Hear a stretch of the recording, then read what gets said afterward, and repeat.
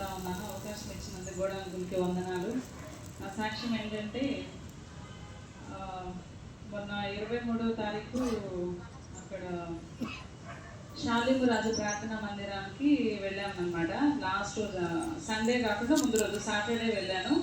వెళ్ళేటప్పుడు హడావుడిగా నేను లేట్ అయిపోయింది. హడావుడిగా అని చెప్పి ఆ పార్కింగ్ చేసే ప్లేస్ కాకుండా వేరే ప్లేస్లో పెట్టేసి వెళ్ళిపోయాను అనమాట బండి. వెళ్ళిపోయే క్రమంలో వచ్చేసాము. సాయంత్రం 5కి వచ్చేసాను అనమాట. 5:10 5:15 అట్లా అయింది. వచ్చేసరికి బండి లేదు. ½ అన్ అవర్ దాకా ఆ ప్లేస్ అంతా వెతుక్కున్నాను, క్యాంపస్ అంతా. బండి ఎక్కడికి వెళ్ళింది, ఎవరు తీసుకెళ్లారు అని చూస్తే అక్కడ ఎవరో బండి ఒక 2 బెంచెస్ మీద బ్రదర్స్ కూర్చొని ఉన్నారు. వాళ్ళని అడిగినప్పుడు వాళ్ళు చెప్పారనమాట, ఈ బండి ఇంతకు ముందే ఒక ½ అన్ అవర్ 45 మినిట్స్ క్రితం పోలీసు వాళ్ళు వచ్చి, ట్రాఫిక్ పోలీసు వాళ్ళు వచ్చి తీసుకెళ్ళారు అని చెప్పి అన్నారు. కానీ నిజంగా నేను ఆ బండి అక్కడ ఆ ప్లేస్లో, అన్పార్కింగ్ ప్లేస్లో పెట్టేటప్పుడే నాకు రాడార్ అని అంటారు దాన్ని. అంటే నీకు ముందుగానే తెలియజేయడం అని, దానిని రాడార్ అని అంటారు. అది అక్కడ పెట్టద్దు, నువ్వు ఇంకొకసారి వేరే ప్లేస్ మార్చని చెప్తానే ఉంది. నేను వినకుండా, అంటే హడావుడిలో సరే ఏం కాదు, ఎప్పుడు మనం పెట్టే ప్లేసే కదా అని. కానీ ఆ రోజు ఆ నిమిషం అక్కడ పెట్టొద్దనే చెప్తా ఉంది మనసు. కానీ నేను దాన్ని సర్లే అని చెప్పి వెళ్ళాను. అది ఏం జరిగిందంటే, నేను ముందుగానే అనుకున్నాను, అది అలానే జరిగింది. తీసుకెళ్ళారు ట్రాఫిక్ పోలీసులు. అక్కడ బ్రదర్స్లో డైలాగ్ పెట్టానమాట, దొంగలు తీసుకెళ్ళినా మంచిదే కానీ ఈ పోలీసు వాళ్ళు తీసుకెళ్ళారు, వేడి నుంచి ఎక్కడ విడిపించుకోవాలి అని చెప్పి అన్నాను. అక్కడ నుంచి నడుచుకుంటూ అక్కడికి వెళ్ళాను.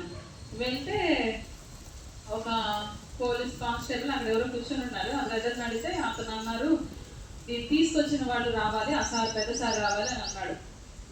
సరే అని చెప్పి వెయిట్ చేస్తూ ఉన్నాను.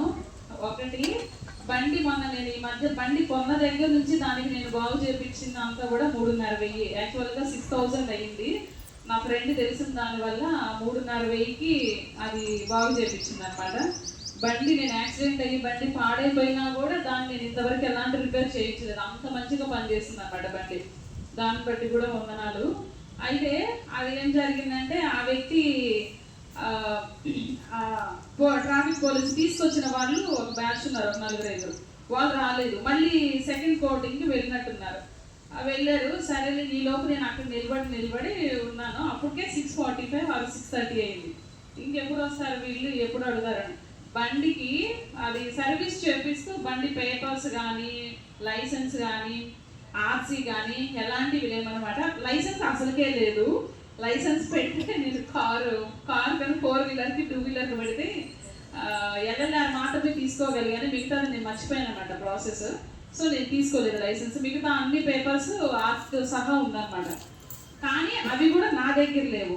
సో ఇంకా ఇప్పుడు ఈ ప్రాసెస్ కనుక ఇతను స్టార్ట్ చేస్తే అది ఎంతసేపు పట్టిందో ఏంటో అనుకున్నా.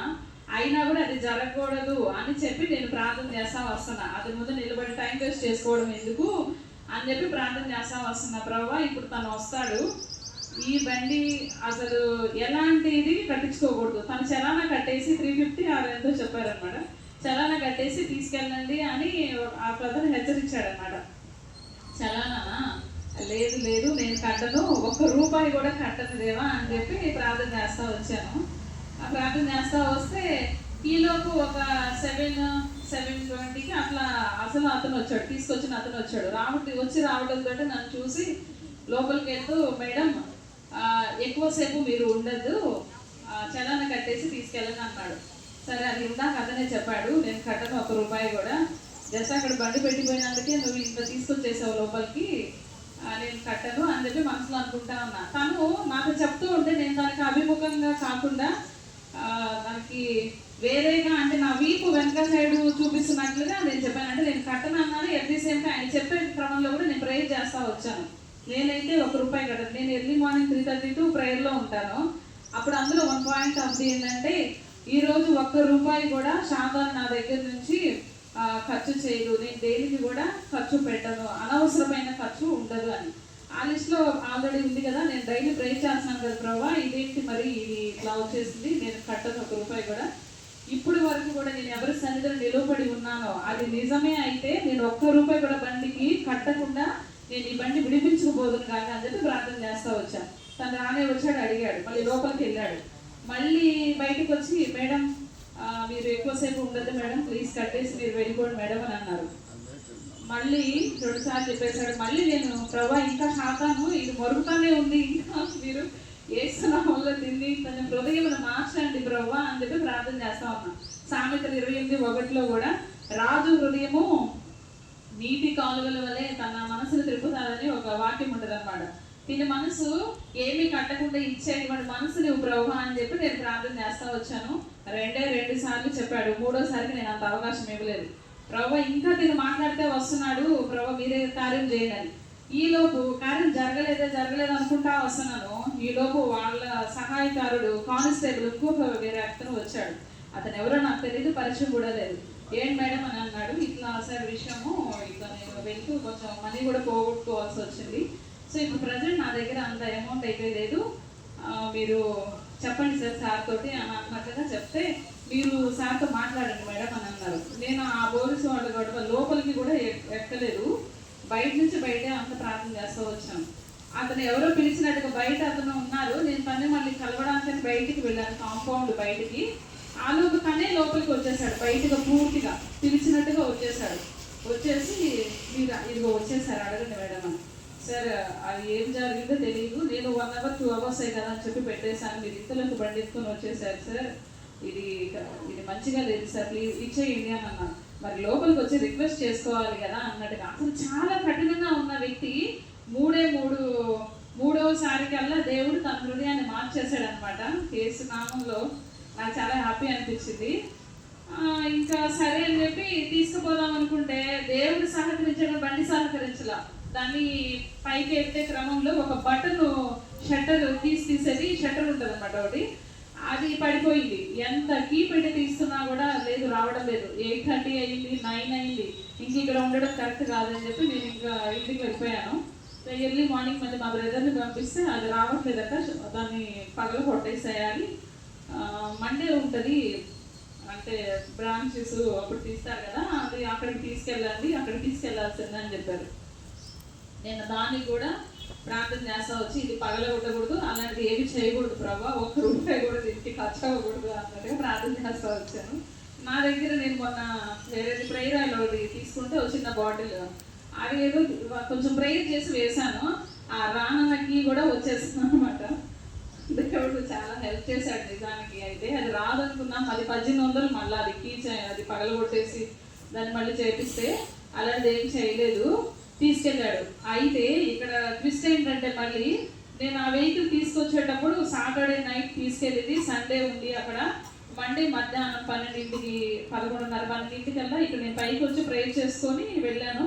అబ్రహాం అంకుల్ అని ఒక అంకుల్ ఇక్కడే, ఆయన సహాయం చేశారు. తను వేరే పని చేసేటువంటి అతన్ని తీసుకొచ్చి మెకానిక్ని అక్కడ చేశారు.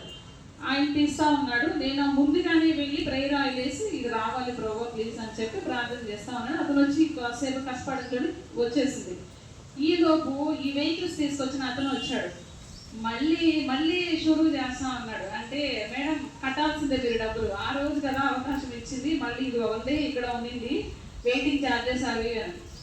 మళ్ళీ నువ్వు మొలుతా ఉన్నావా, నేను మళ్ళీ ప్రార్థన చేస్తానని చెప్పి, మళ్ళీ ప్రభా ఇంకా మొత్తానే ఉంది మళ్ళా అని చెప్పి, ఏసునామములో దీన్ని గద్దించిన కాదని చెప్పి ప్రార్థన చేస్తా వస్తుంది. ఒకే ఒకసారి మళ్ళీ ఆయన అట్లా లోపలికి వెళ్ళి నేను చెప్పేశాను, బయటే ఉంది చెప్పాను అనమాట. సార్ ఏం సార్ మీరు మొన్న తీసుకెళ్ళమన్నారు, మళ్ళీ ఇన్ని లోపే మార్చిపోయి మీ ఆలోచన అంతా మారిపోతా వస్తున్నాయి, మీరే కదా మొన్న చెప్పారు తీసుకెళ్ళమని. అది ఆ రోజు మేడం, ఈ రోజు కూడా వర్తిస్తుంది సార్. అది ఇప్పుడు మీరు తీసుకొచ్చేటప్పుడు బటన్ అవి వేసుకొని తీసుకొని వచ్చారు, పాడైపోయింది, 1800 పని. ఇప్పుడు ఎట్లా అంటే ఇంకా ఆయన ఇంకా సరే వెళ్ళిపోండి మేడం, సరే తీసుకెళ్ళండి. అయినా కూడా మనసు ఒప్పుకోలేదు. మళ్ళా బయటకు వచ్చి మీ బండి కాగితాలు అవన్నీ చూపించండి అన్నాడు. వచ్చింది గొర్రె, ఇంకా లేదు నా దగ్గర, ఏం చేయాలనుకుంటా వస్తున్నా. సరే ప్రభు అయినా కానీ నువ్వు ఉన్నావు కదా ముందుకి, నాకేంటని చెప్పి మళ్ళీ లోపలికి వెళ్ళా. ఏదో నా ఫ్రెండ్ ఆ రోజు ఒకటి డౌన్లోడ్ చేసి బండి పేపర్స్ ఒకటి పంపించింది అనమాట. పంపిస్తే అది గుర్తొచ్చింది, సరే దీన్ని చూపిద్దాం ఏమంటాడో తర్వాత నెక్స్ట్ చూడొచ్చులే అని చెప్పి వెళ్ళాను. ఈలోపు ఆ కానిస్టేబుల్కి ఒక ఫోన్ వచ్చింది. ఫోన్ వచ్చేసరికి అది అతను చూపించు అని చెప్పి లోపలికి, అక్కడ బయటే కాంపౌండ్ లోపలి బయటని అనమాట. అతనికి చూపించి బండి కాగితాలు చూపించుకో అని అన్నారు. అతను వెళ్ళి చూపించాను. ఆయన ఫోన్లో ఉండి ఆ బండి నెంబర్ ఎంత అన్నాడు. ఆ బండి నెంబర్ సోన్స్ అని చెప్పాను. నేను 39 అయితే 37 చెప్పాను అనమాట. తప్పు, 37 కాదు 39 అన్నాడు. పో అన్నాడు.